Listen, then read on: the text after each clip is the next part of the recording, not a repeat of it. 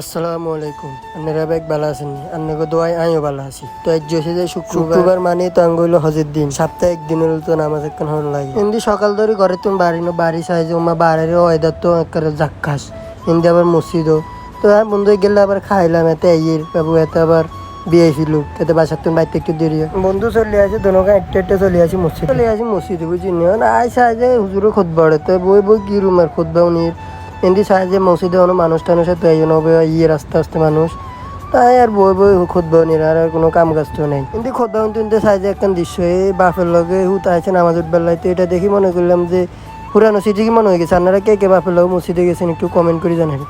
এমনি চাইতে হুরা মসজিদ ভরে গেছে মানুষে, মাশাআল্লাহ দেখতে কত সুন্দর লাগে। সব কিছু চাইতে দিন নামাজও শুরু হয়ে গেছে। হরে নামাজের নিয়ত বানলাম, নিয়ত বান্ধি নামাজের শেষ পর্যায়ে পুরা গান তো দিত না বুঝছেন না এরকম না আরো দেখা ভিডিও সাথে তার নামাজও শেষ ভিডিও শেষ। ভিডিও দূরে সবাই ভালো থাকবেন, সুস্থ থাকবেন, আল্লাহ হাফেজ।